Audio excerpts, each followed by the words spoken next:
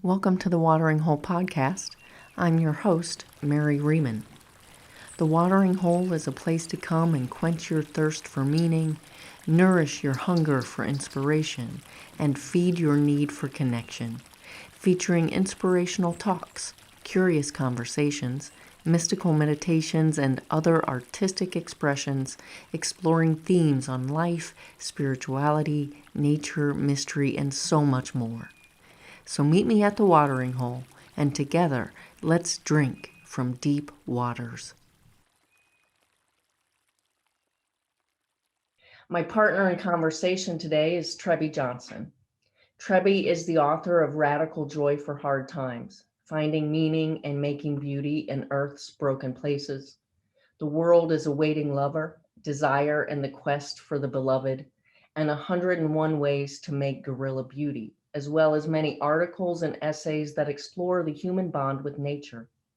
She is also the founder and director of the global community, Radical Joy for Hard Times, devoted to finding and making beauty in wounded places. Trebbe speaks 4 languages, has camped alone in the Arctic wilderness, studied classical Indian dance, and worked as an artist model, a street sweeper in an English village, and is an award-winning multimedia producer. She lives in rural northeastern Pennsylvania. I came to be introduced to Trebbe over a year ago now through a series of synchronistic events, and I found in her a mentor and a friend whose presence has deeply impacted my life and continues to guide me into the depths of beauty, both in the world and in myself. Trebbe, it is a joy and honor to have you as my guest for this first podcast at the Watering Hole. Welcome to the conversation. Thank you, Mary. All of our conversations are deep journeys into the unknown. So I wonder what this one will be like. I do too. It's part of the great mystery, and I just love it. And I love that we're willing, both of us, to dive in. Me too.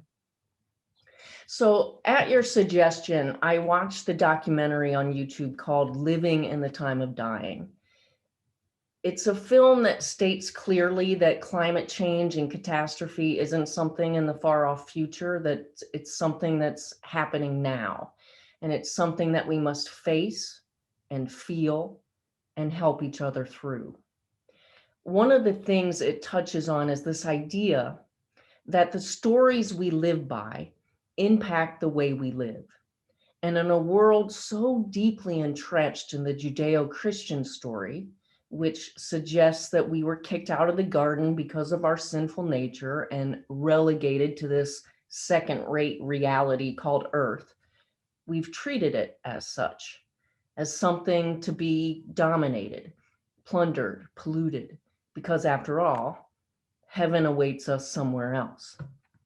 To me, this points out in such a poignant way how and why so many of us live divided lives.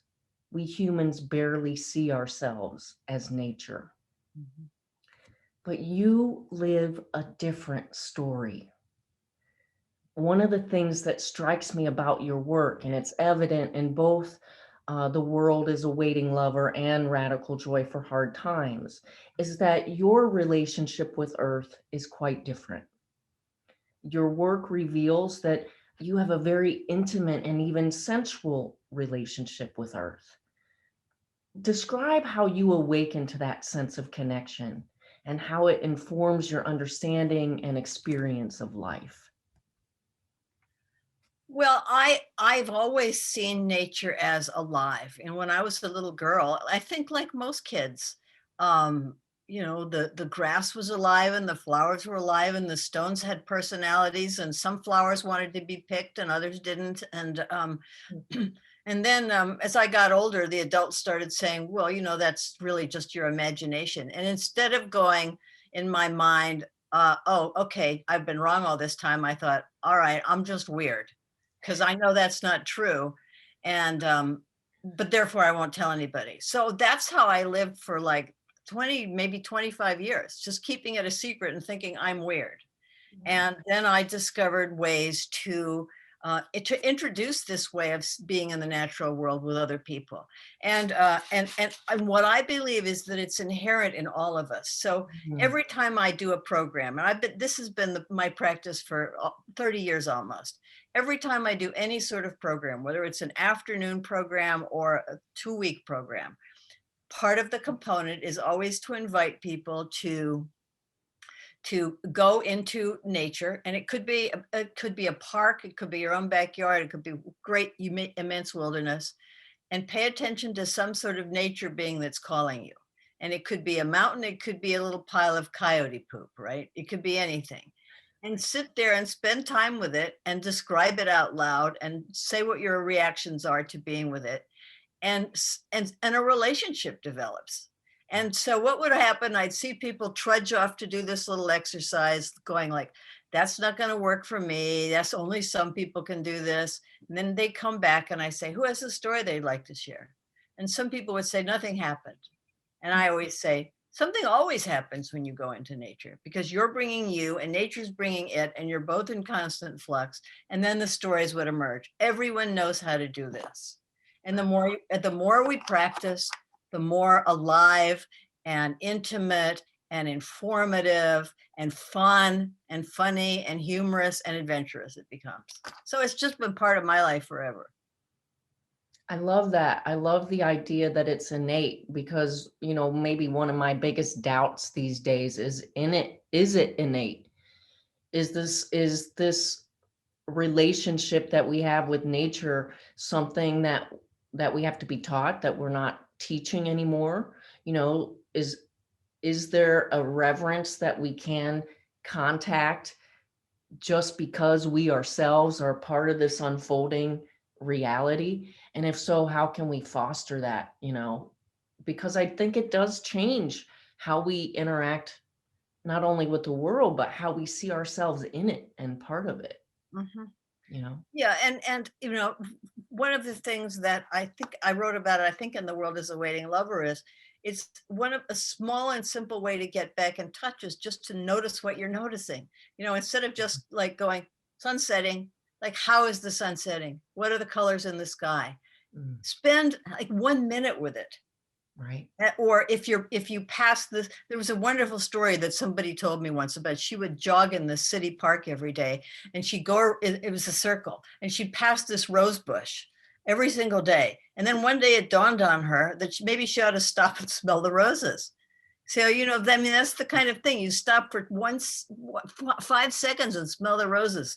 And it kind of activates this, it reactivates the relationship that I believe is genetic, because all of our ancestors were in touch with the beauty and the sacredness of the earth.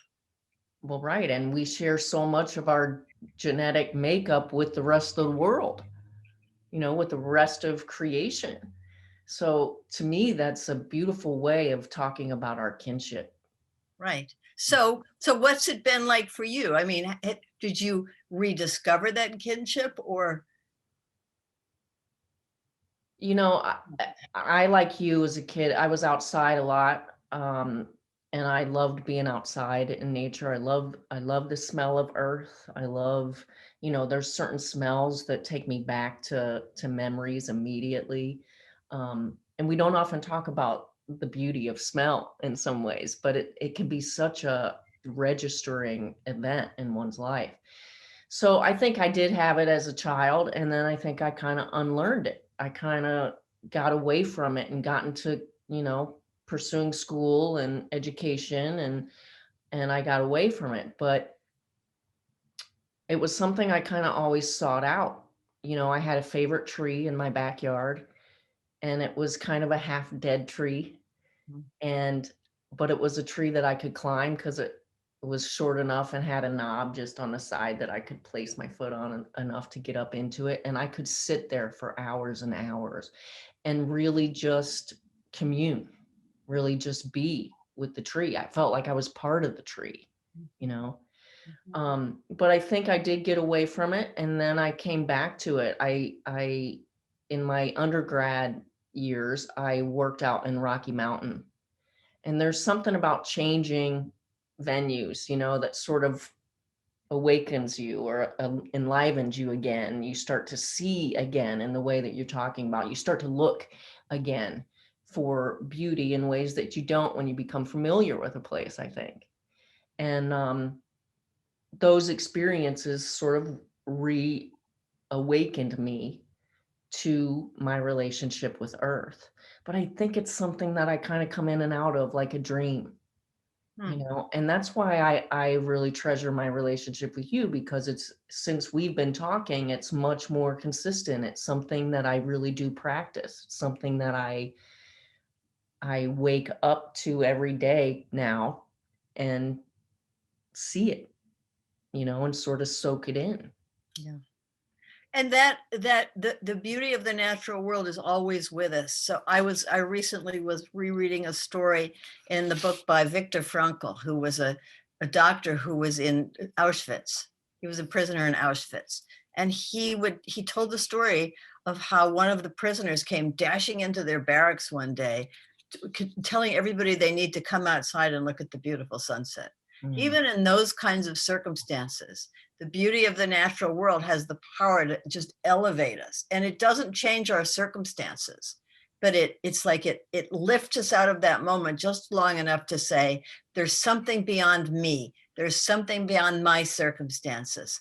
It's beautiful and it's vast, and it doesn't need me to keep going, and thank goodness for that. Mm. Yes, thank goodness for that.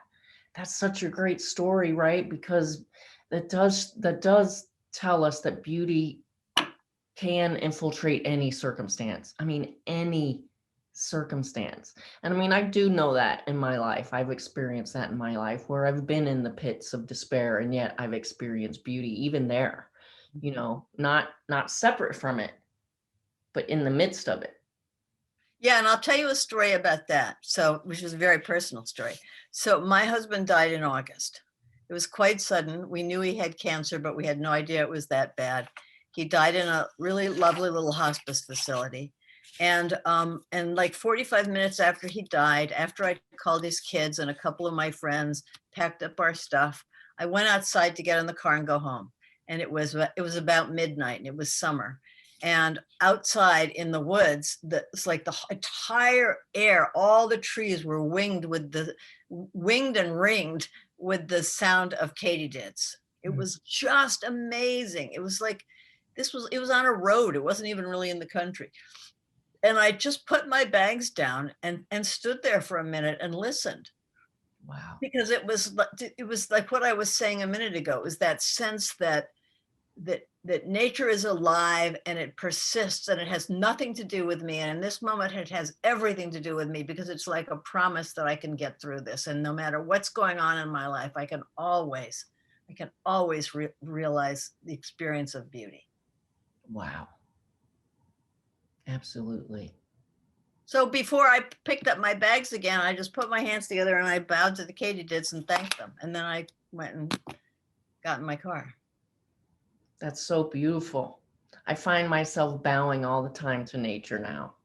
I uh my dad has a place in Hilton Head, so I get to go there, and I find myself always bowing to the ocean, bowing to the moon, bowing to the sand, and it is a way of reverencing the wisdom that does connect me to the rest of the world, that does connect me to all that is.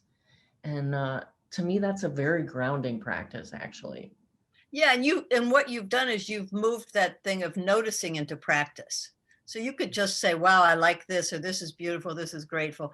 I mean, this I'm grateful, but that act of bowing it's like your whole body gets involved. I was in Israel about a year ago and went to the Wailing Wall, and when the Jews pray, they rock back and forth like this. And one of our group asked the rabbi why they do that, and he said it's because they want their whole body to be involved in their prayer.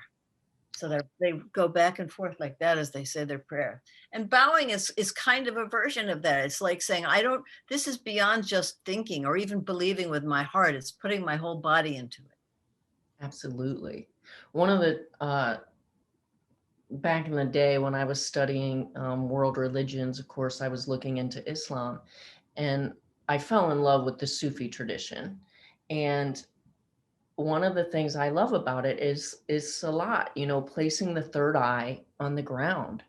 Mm, And to wow. me, it is like meeting nature soul to soul, right? Like my third eye is on the ground, and it's almost like my third eye meeting the earth's third eye, Oh, that's beautiful. you know? And I love that practice. I mean, when I go on retreats by myself, I am practicing salat in my way, you know.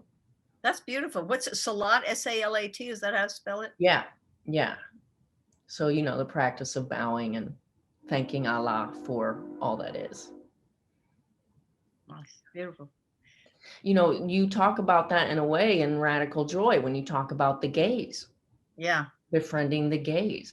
And I think that that's something that maybe we do have to teach. Yeah. Maybe Because we do.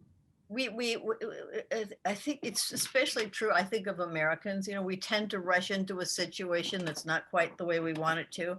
And immediately we want to know what can be done here? How can I fix this? How can people be mobilized to fix this? And so what we do with Radical Joy for Hard Times is we say, go to a wounded place. And part of the practice is you just sit and you look and you see what's there. You're not judging, you're just letting it in. And maybe you have experiences of anger and grief and frustration and impatience and all of those things, but you're not like running in and trying to fix it and tidy it up or anything like that. You're simply letting it in um and absorbing, and which is what little children do so well. They just unabashedly look at something and they absorb it because it's fascinating. Right. I think in so many ways, that's sort of our blind spot as a species, is that we don't even know how to notice now, right? It's almost like we have such tunnel vision, that we got to pay the bills, we got to go to work, we got to, we come home, we're exhausted from most of us, most people, I think, from having not meaningful work, you know, that apathy sets in and we don't even know how to see, right? Because we spend so much time in front of the screen or the TV or computer or what have you, that we forget that this world is alive, that it actually has something to share with us, and not just for our taking, but for our witnessing, for our honoring of it, Yeah. because it is us, Yeah. you know? Yes. Yeah, I was reading recently that there's a book, the Junior Oxford Diction. No, what is it called? The Junior something Dictionary, and it's a book that's put out to help kids get the vocabulary they need. And recent editions have excluded words like acorn, badger, dandelion, marsh, and it's included things like blog, MP3 player, you know, internet. So Right. the kids are being told nature isn't important. These are the words you really need to know. Not even putting them side by side with acorn and marsh, but eliminating acorn and marsh as if they don't exist. I mean, that's tragic to me. Like that's heartbreaking, right? Because that's part of what sparks our curiosity is learning about things. If you don't even have the opportunity to learn about an acorn, which frankly is like encapsulates the whole of life, right? Like it's the whole of life is in that acorn, right? It dies in the ground to bring forth another tree that drops thousands of acorns that seeds the earth, with thousands more trees. Mhm. And we're not even allowing questions or curiosity to engage a child to know that this acorn is first of all living, and secondly it's something that we depend on, and then thirdly it encapsulates the whole story of life, of living and dying and rebirth. which is so essential to awakening to this living world. It contains the future of a tree, you know? This Yeah. thing, little thing this big, it contains a tree. There's a tree in there and it's huge. There's more than one tree in there, Yeah. you know? I think that's one of my favorite quotes out of Rad Joy. You say, when you spend any time at all paying attention to the proclivities of the natural world, you realize that nature has no problem including in its sorority the dead, dying, and ailing as fully as the lovely, healthy, and the whole. Yeah. And to me, that's the acorn, right? It holds all those things within it. But that quote hit me really deeply because I started to notice then on my walks, and walking is one of my spiritual practices, how much death there is in the woods, say. I mean, it's not like there's just one tree down. There's lots of death, layers and layers of dead trees, layers and layers of dead leaves, and we walk over it all the time. We don't even think about it. And in a culture like ours, where we sort of don't even want to look at death, I think this is such an important part of of accepting it, Mhm. of coming to terms with it, of seeing that it's not something we have to avoid, but that it's something that is natural, right? I think we live in a culture that says death isn't natural, avoid it at all costs. You're going to live forever, or we're going to find a way. And in many ways, I think that's part of what uh, sort of pollutes our own relationship with Earth, because we think, well, we'll find a way, Yeah, right. you know. And so I love that passage, but I also think it's a place where we humans really need to accept that, really need to see that for ourselves, that dying is as much a part of life as living, as a blossoming, as a ripening, and Mhm. that it's actually part of it. And I think in my own life, I think we could all think about this in our own lives, that certainly we've all been touched by death. But when I think about it in my own life, I don't think I've ever been made less by death, Yeah, wow, it's beautiful. you know? I mean, I've been made more because I've had to find Yeah, something more in myself to confront it, to face it, to be with it, and to go on. yeah, that's really beautiful. And I found that my husband died 6 months ago now, and and I used to think I wouldn't want to live without him. And what I have discovered is I want desperately to live because grief can be so intense that you feel like it's trying to kill you. Right. And and I say you instead of me because I don't think it's particular to me. But in the midst of that, I'm going, no, I'm here and I want to stay here. I got things to do. I got things, and I'm more open to beauty. I'm more open to kindness and compassion, not only to receive it but to give it. Um, death is an extraordinary journey, and isn't it interesting? Also, going back to what you say about ignoring death, so many people don't want to say die. They want to say passed on or crossed over or Right. passed away. Like it's dying. We have a good word for it and it's really short. Die. D-A-D-I. How would I just spell it? D-I-E. We can use that. We don't need a euphemism for it. Oh, I could not agree more. I say that in fact, because I think it's a way, passing on, or lost, Oh, she yeah. lost her husband. No, no, my mom is not lost. My mom is dead, Yeah. and I think that it's important to reckon with that, right? Because this idea of past or lost is, again, this, and I know it's tied to the mystery and who knows, but it suggests that there's more time. It suggests that you will see them again. And I don't know, maybe we will, maybe we won't, but none of us know. None of us have gone and come back and said, yes, it's a definite firm thing. Right. And one of the things I think that's so important about saying death and dead and dying is that it doesn't allow us to sidestep the finality of it. And when my mom died, it was the finality of it that I grappled with, Mm-hmm. the most. So, that this is it. I'm never going to see her again. I'm never going to hear her voice again, and yet it was that same grappling that made me wake up with such intensity day after day post her death, because I was like, oh, I'm not, I'm, first of all, I don't know when it's my time, and everything dies. So I want to see it and savor it and taste it and experience it now, you know, Yeah. and it can be such an awakening event, Yes. Yes, it can.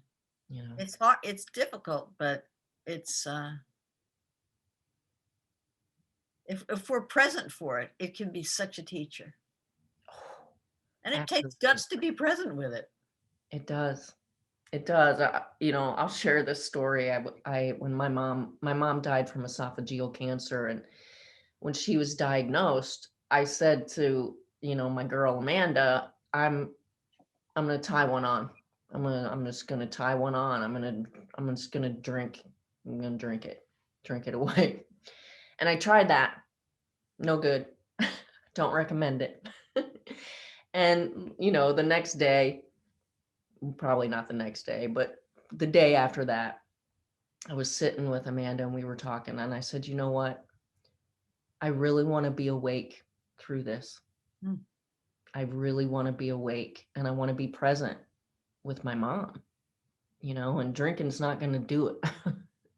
and and I was awake. I was really awake, and I was very much with my mom. I took time off of work and I spent as much time with her as she would allow me, to be with her.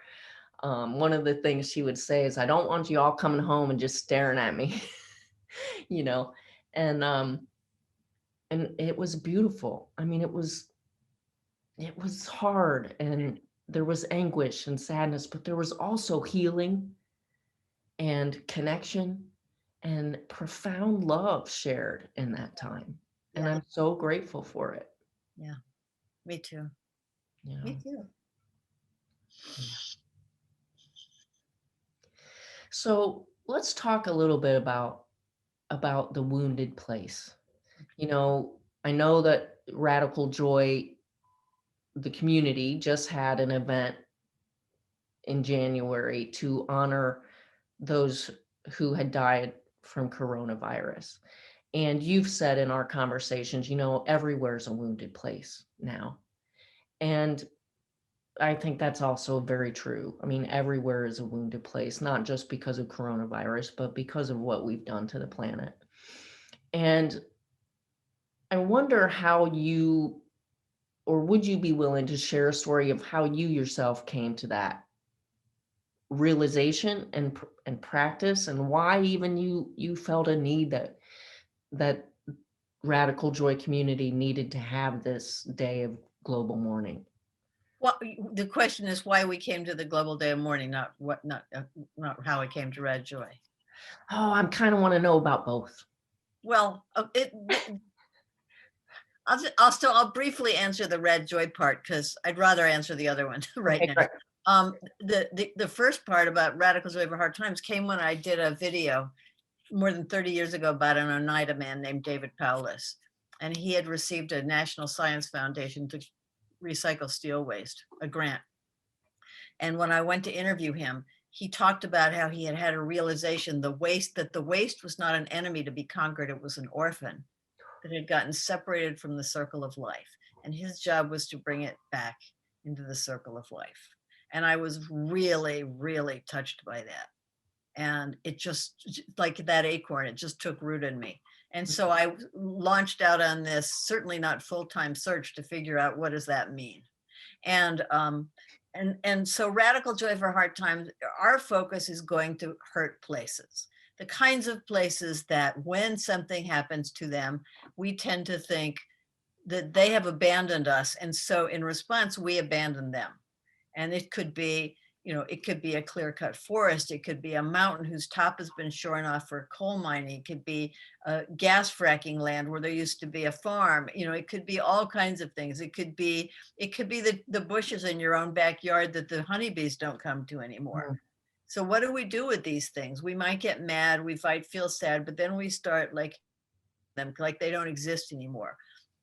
And so because I had this sense that everything is alive, I wanted to bring attention and beauty to that and reconnect people with the broken places. And as we were just talking about, with the idea that everything passes and that it still has meaning for us, even though it's not there in its present form.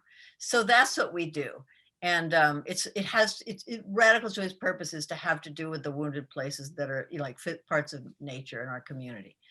But since the world is so hurting because of COVID, we decided to have this global day of mourning.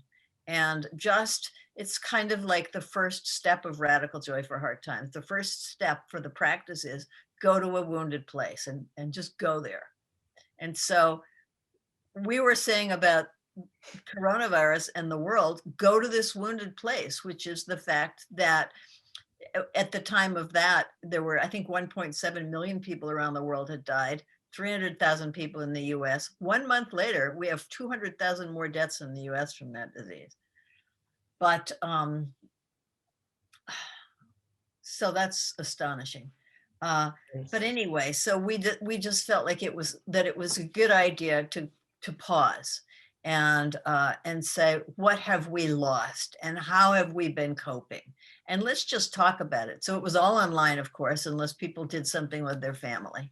Right. And it included discussion and an Iroquois ceremony from somebody who, wonderfully enough, I had actually met for the first time when I went out to Oneida to interview David Paulus 30 plus years ago. And then it concluded with a dance. So that was our global day of mourning. This is funny too. For like weeks before we actually did this, I kept thinking somebody needs to do a day of mourning. Somebody needs to do a day of mourning. And then like 2 or 3 months after Andy, my husband, died, I just went, well, why don't Radical Joy for Hard Times do it? We could do it. So we did it. Yeah, it's beautiful. I actually participated in parts of it as I was able. And I think that, one of the things that strikes me is really how grief, which requires that we face the reality of a situation, can actually be a way in to beauty, can actually be a way into discovering beauty. Definitely. And I think that's another place in our culture where we sort of lack, we think grief is over in 3 days, we require people get back to work immediately, or soon after somebody they love has died. And I think that actually honoring grief, is really part of what's needed in this time. It's really part of our spiritual path in terms of how we awaken to what's actually happening, around. Yeah, a wonderful book by Francis Weller, who was he was the guest on our opening, one of the 2 guests. The other one was Dr. Marty Casey from St. Louis, on the first part of our Global Day of Mourning program. And he's written a wonderful book called The Wild Edge of Sorrow, which is, he talks and he leads workshops about grief and about moving through it. And that's the whole point of his work, is that you can't move beyond it unless you've moved through it. You can't sidestep it. And by being within it, my experience has been, and I've lost several really important people to me in my life ever since I was 19. And what I have found is that it opens up such a new landscape. It's like you're brand new. You don't know how to walk around. You don't know how to function. And so therefore you need brand new maps and friends and guides. And I mean, I can't tell you how many times in the last 6 months I've said, what does that mean? Who do I call next? What I don't understand. Like you're just a baby. Wow. Yeah. And it's so important. I mean, it's such because you also now are being remade, right? And unless we allow ourselves to be made new, to be baby, right? Again, and admit it, right? Admit, I don't know how to do this. I don't know how to move through this, or I need help in XYZ places. Then we actually miss our own opportunity to expand amidst it. Yeah, yeah. You Like know? keeping ourselves rigid and staying what we think is safe. Yeah. Yeah. So I want to take just a slight turn. Okay. One of the concepts that you talk about in Radical Joy is lying beauty. Would you describe what that is for me? Yeah. Oh, yes. This was a term I came up with. I first noticed it in a big way. I was part of, I was writing an article. I was part of a journalist. I was the only journalist as part of a group of African American ministers who went and did a toxic tour of 4 communities around New Orleans on the Mississippi River. Mm. And one of them was this community where African American people had been given special grants from the government in order to build houses and start a new community on this land. And so they did, and they were excited. And the thing that was so heartbreaking was they had these beautiful names for their streets, like Charity Street and Humanity Street, and they were beautiful. And then they started moving in, and people started getting sick. And when they would dig to try and plant flowers and trees, they would come up with all sorts of rubbish. Well, it turned out that this place had been used as a landfill for like 40 years. And they had been given it as if it was an opportunity. And so they were fighting like crazy to get recompense for it, which ultimately they did. But they never could get back their health and everything looked, when you drive in, it looked so nice. There was grass and there were pretty red brick buildings, and that's lying beauty. And another example of lying beauty is like in the Pacific Northwest, where they put these scrims of nice tree. They don't put them there; they're still left over there. Tall trees to make you not know that there's clear cut just beyond. So it's beauty that is not. It's a cover up beauty. Yeah. And that's the lying beauty. Yeah. I think we have an epidemic of lying beauty. Say Well, more about that.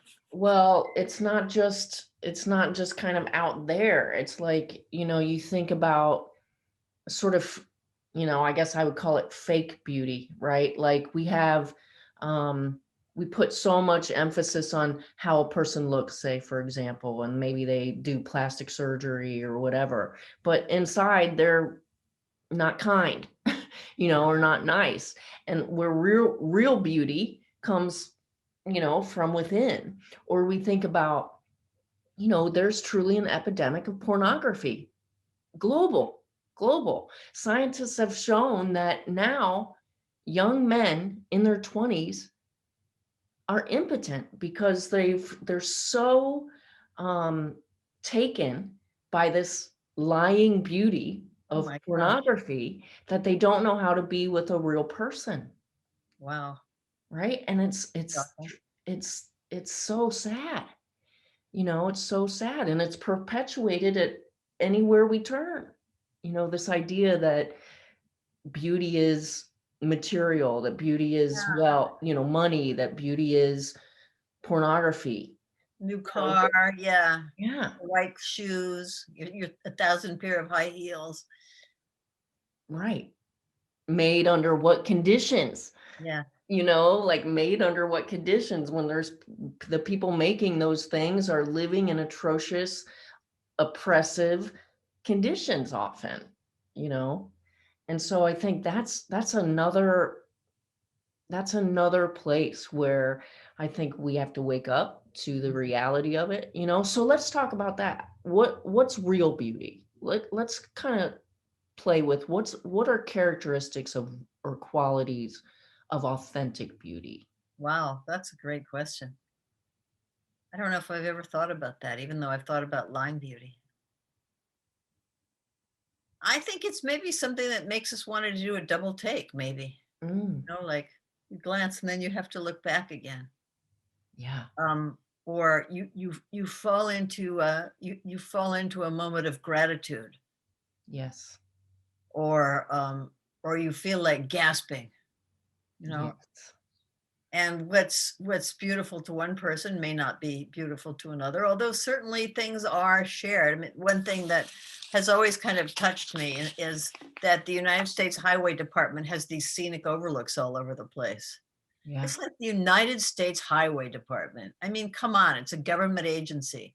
It Right. builds scenic overlooks so that people can go in and stop and pull over their car and get out and look at mountains or valleys or seals basking on the beach. That's quite wonderful. There Right. is like the government recognizes that we need beauty. Wow. That is kind of profound, right? So good question. I mean, I'd like you to answer that question. What is authentic beauty? I, I think you're hitting on something. I think, this authentic beauty is that which draws us sort of spontaneously to wonder and awe. I think also probably, my words might not be, right, but it's like connected, right? Like sort of like John Muir said, you can't pick out one thing by itself or you find it connected to everything else. It's not a beauty that takes place in isolation, right? It's connected to other things that have brought this beauty about, that have made it possible. Yeah. Yeah, which brings me back to that community in New Orleans, is that the people who lived there, they were so happy to welcome these ministers who were from all over the U.S. They were really hoping that this visit was going to help them to present their case in a way that would get more attention, so they could get the people to help.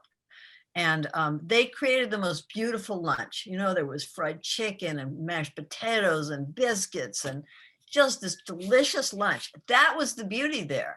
That was the authentic beauty, was that generosity, Yes. that ability to step out of themselves and do this beautiful welcome for these people who were coming to them. Right. So it speaks to the relationship, right? So that's, I guess, what I think maybe authentic beauty is that it's interrelational, it's tied to relationships and connection and, you know, those kind of qualities. Mhm. Yeah. So I know in my own life that it's hard. I have days, moments where I see something horrible, that has been brought about by humans. And I will have just for a brief moment, oh my God, I hate humanity moments, where I'm like, ugh, we're such an ugly species sometimes. And so I wonder how you deal kind of with the fact of humanity's continued, plundering and polluting of Earth and still maintain a love for humanity and a relationship with Earth where beauty is central. Well, I live in gas fracking country right now. Mm, And I'll tell you, when they first arrived in 2008, I was so mad. I would scream and shout at them. I got behind their trucks on the road. I would swear and shout and tailgate them. And I was furious and upset. I would cry when I saw the gas flares. Um, so it's but I don't think I've ever just hated. I don't think I have a hatred for humanity. I get really, finally I had to accept that the gas fracking people were here. And I actually helped myself to kind of get to know it by going and sitting with a guy that I knew who had leased a bunch of his land to the gas fracking companies, and just going and sitting on a hillside with him and watching the way they worked It's like it didn't make me love it anymore, but it helped me to just kind of like understand it maybe, and even Right. appreciate the sort of how amazing the technology is if you come right down to it. Right. But I actually think for me that various journeys into grief, especially like my brother died very suddenly 10 years ago. Um, Journeys into grief like that have really, in an interesting way, they've helped me to appreciate humanity before, because humanity makes all kinds of really stupid mistakes. And they certainly have in this country in the last few years. I mean, Right. outrageous, infuriating. Right. But you also read, and I look for examples of people who do incredibly generous things Mm. in calamities to help people. Like there's somebody in my little village who has plowed my driveway twice during this snowy season. I have no idea who it is. They come in, they plow, they leave. I made an enormous sign that said, "Thank you, kind neighbor, for plowing my driveway," and stuck it in a snowdrift. I love But it. that's just kindness. They Right. didn't even say like, Mr. So and so was here with his plow, just wanted you to know. They just did it and left. Right. That overrides a lot of the nasty negative stuff. And I live in a conservative community. This could have been a person who voted for the candidate that I sure didn't vote for, Right. but they were kind enough to plow my driveway. Right. I do think that's key. I do. I mean, even in my own moments of, wanting to separate myself, because for me, that's what it is, right? When I have those moments of humanity, like, when I think about how we're plasticizing the ocean, part of it is it's blame. I want it to be someone else, Mm. right? Like that humanity. Yeah, them over there. Yeah, them over there. I'm not cool with them. But I do think that that's key, is to being awake and aware to acts of kindness. I remember I was with this one friend one day, and she was complaining, a lot of complaining. And we were driving, making a long drive together, and we stopped at a gas station, and she was caught up in the story of it. And I watched her. She walks into the gas station, and somebody opens the door for her, and I see her at the checkout, and somebody let her go in line in front of them. And I see these kind of small acts of kindness. She comes back to the car and she starts in right away. And I was like, hold up, just hold up for a minute. Did you even see what happened? Did you even notice how somebody No. held the door for you, how somebody let you in line, in front of them? And I do think we have to help each other reframe and really see that kindness is a beauty, and it is a beauty that can be found in all circumstances, I think. Yeah. I mean, I don't know that I've tested that, but you Oh, know. I think so. I mean, I'll tell you another little story. So, my brother died. He drowned in a river in Vermont during a flood, and I had several conversations with this policeman who gave me the news, and who was also in Vermont. And when I went up there to deal with my brother's stuff, there was a crime scene thing over the door because they had wanted to make sure that he hadn't been killed or killed himself.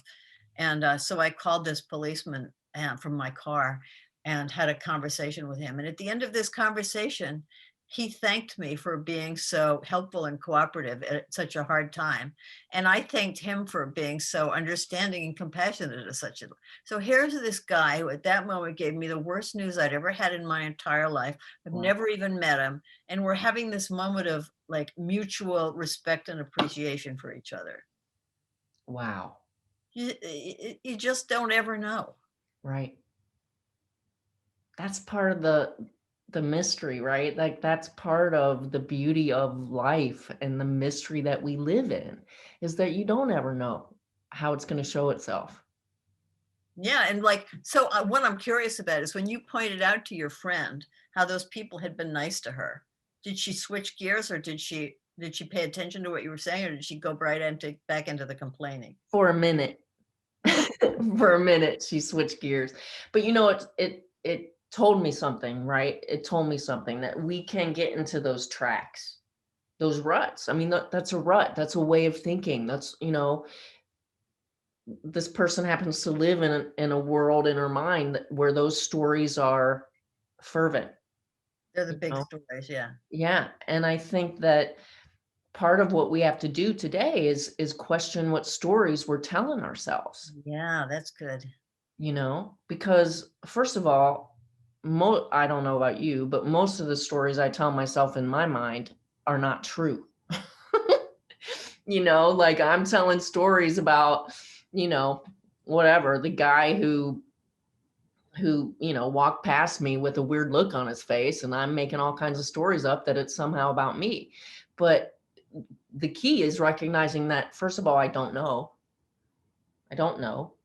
and it's a story that I'm telling myself, and if I can drop the story and even tell myself a different story, a better story, Mhm. then I can change tracks, you Yeah, know. that's really good. So like so your friend in that experience, the story she's telling herself is like people are so mean and I'm just a victim and people keep Right, doing bad things to me. right. Whereas the story that you're witnessing about her is, wow, look how kind and generous strangers are to her.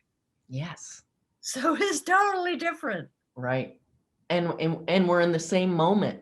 Yeah, Yeah, same experience. yeah, it is. It's fascinating. Mm.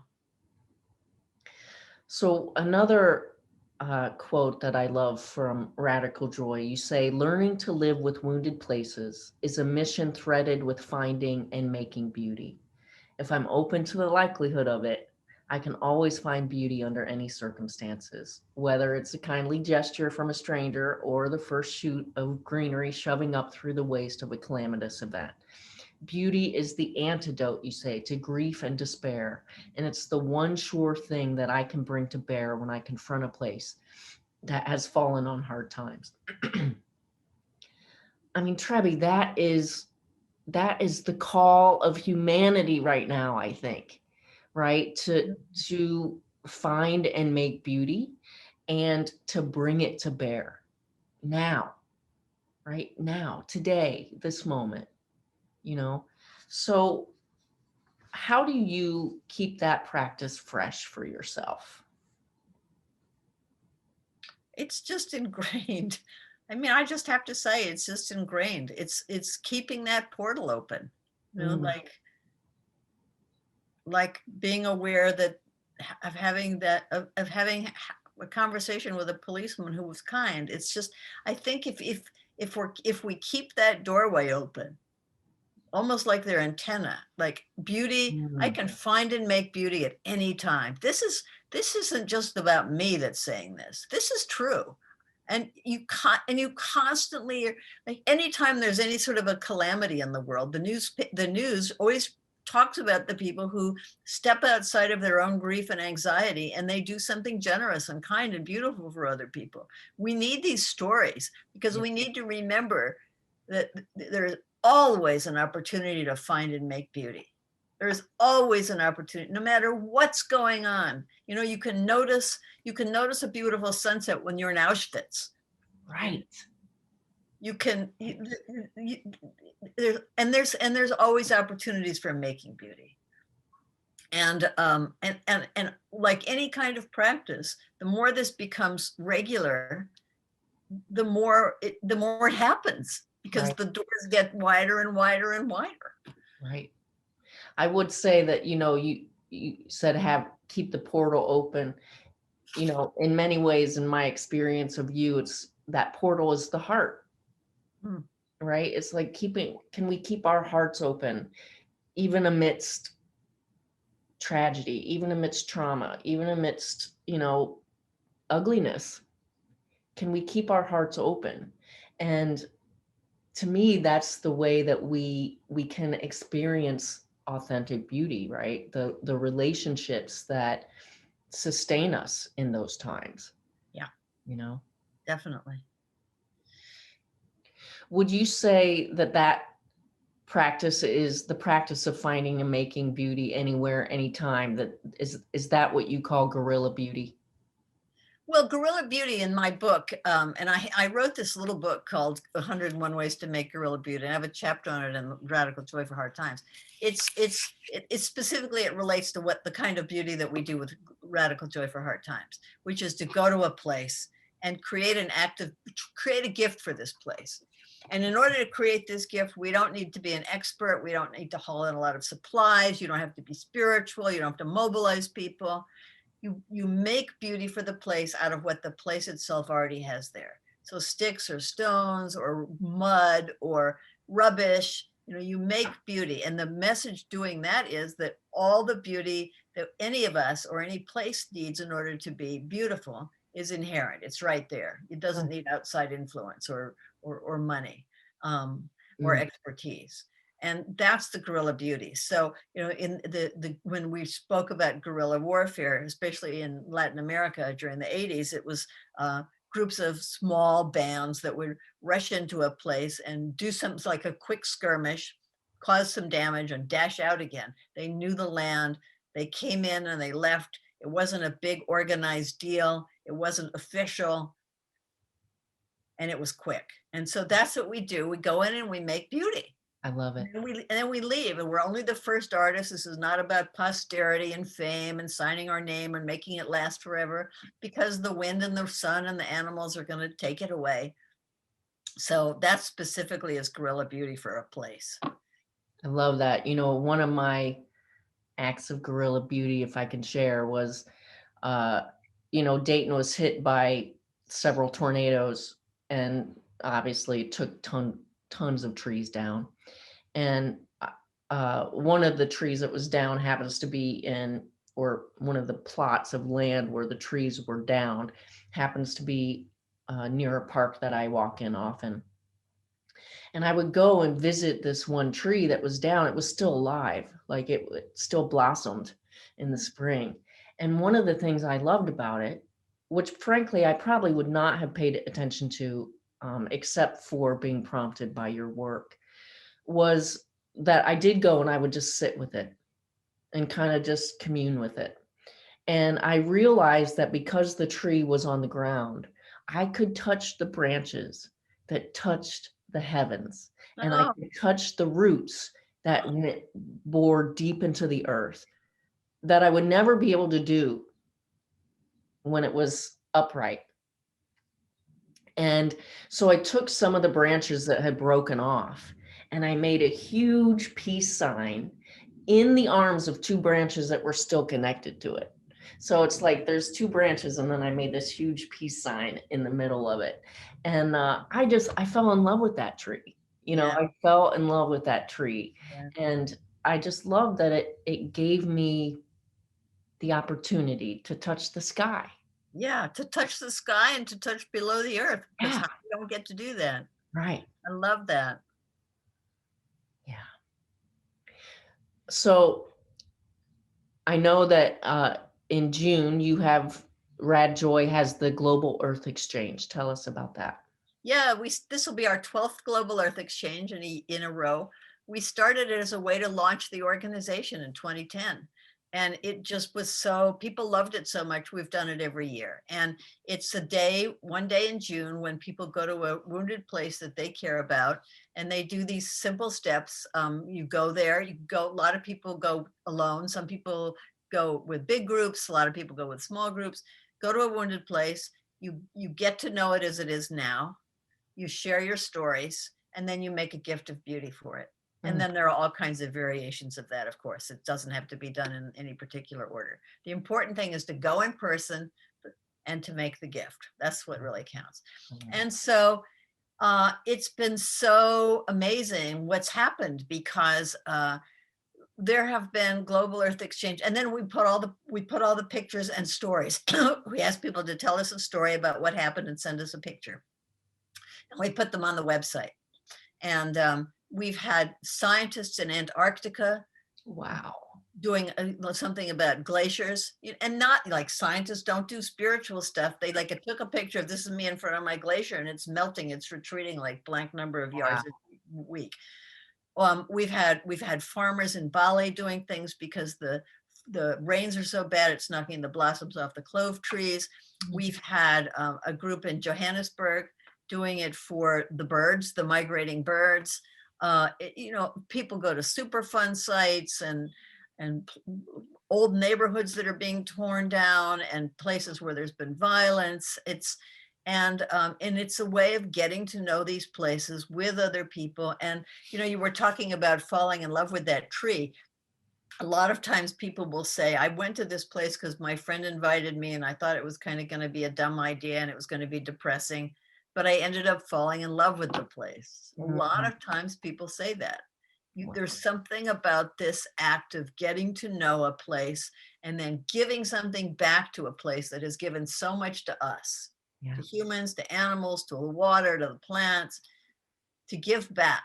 It's like saying, I'm okay, A, I'm not powerless after all. B, I'm braver than I thought because I can go and face this and not fall apart. C, I see that death and destruction, there's beauty there. I discover all kinds of beauty. And D, and perhaps most important of all, I am not powerless. Yeah. I don't have to go and get a graduate degree or raise $1 million in order to make a difference on the earth. And so I love that movie you brought up in the beginning about living in a time of dying. But what nobody talked about in that is you can do something right now. Right. And you can go and drive less and not buy anything from China, but you can also find and make beauty wherever you are. And that is the antidote to despair.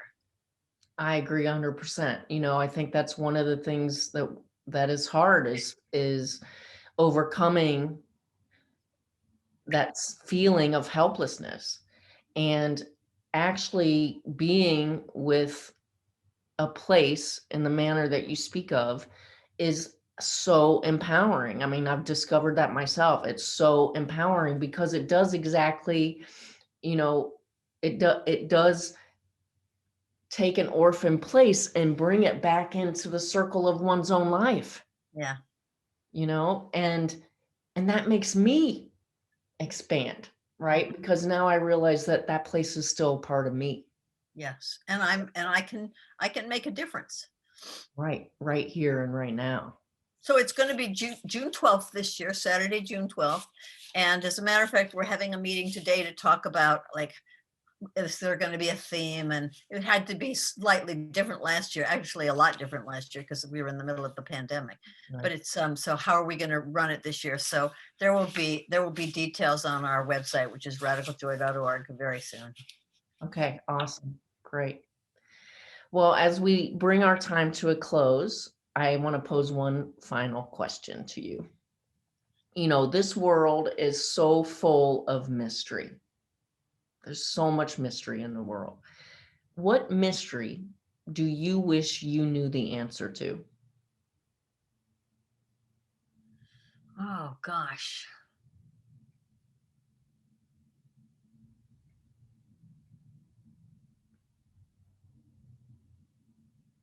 Well, that's interesting. There may be a long pause here. Yeah. I'll tell you, I have called, so I'm going to be perfectly honest here. For many years, I have called myself a mystical atheist because I do not believe in a supreme being, but I do believe in mystery and transcendence and life. But I'll tell you, a lot of times when I can't sleep in the middle of the night, I'm lying there trying to find God. Does God exist? Wow. Is there a God? That would be the mystery. I would love to know if there's a God. I love it. Love it. That's great. That's great. Well, this has been an absolute delight and an absolute joy. I can't thank you enough for meeting me here at the Watering Hole. Thank you, Trebbe. Thank you, Mary. It was wonderful, wonderful conversation. Indeed. Thanks for listening, everybody. I look forward to meeting you right back here at the Watering Hole. And as Mary Oliver said, go easy, be filled with light, and shine.